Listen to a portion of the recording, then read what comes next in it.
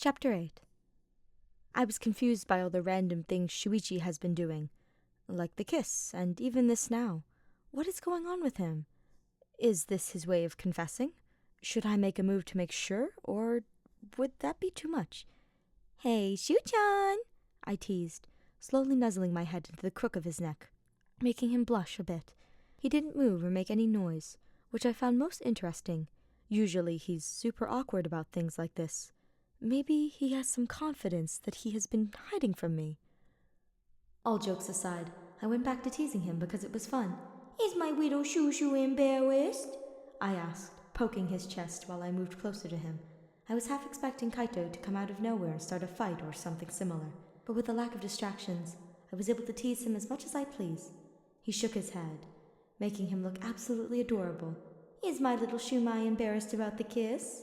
I asked, making his eyes go wide. Bullseye.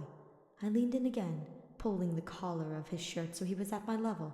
My hand slowly moved to the one covering his mouth, so I could slowly pull it off.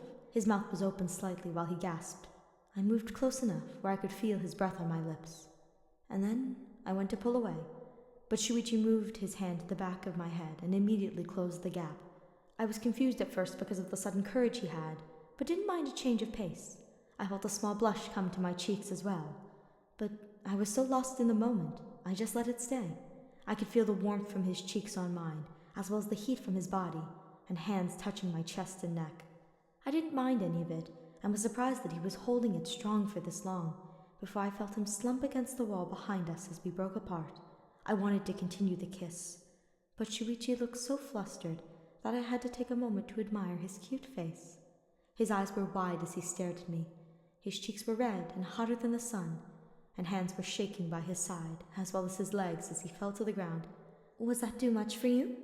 I asked, more genuinely than I meant to. I could tell that he was confused by my change of tone, and by my honesty. I helped him up and looked him in the eyes, feeling a smirk coming back to my face. Maybe he has something wrong with him. I would go ask Maki or Kaito, but I know that wouldn't be good at all. He was just always so full of himself, and he is a fucking dumbass. So, I don't know what I was even expecting. "You're acting even more confident, my beloved. Did something happen?" Even though I was teasing, I genuinely wanted to know what the hell was going on with him. But I need to get him to say it before I make all of these assumptions. I tend to overanalyze things, and it doesn't help that I'm right about most of them. "Oh, not going to say anything? Is it something I did?"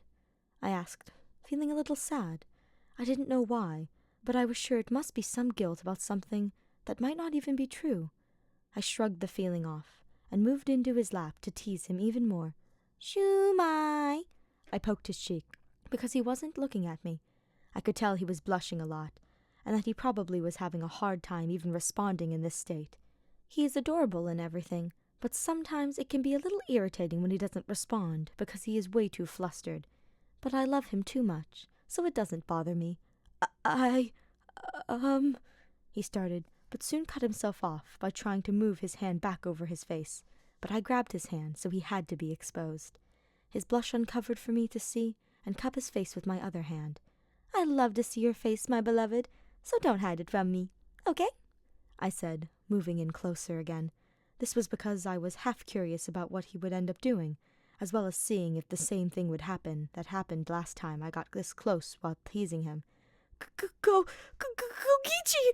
he gasped before pulling me into a hug so my lips met his shoulder, instead of him repeating what happened before.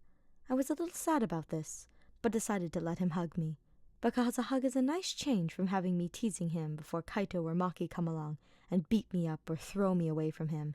They're such a pain sometimes. But, I mean, on the other hand, I can be a big pain in the ass as well.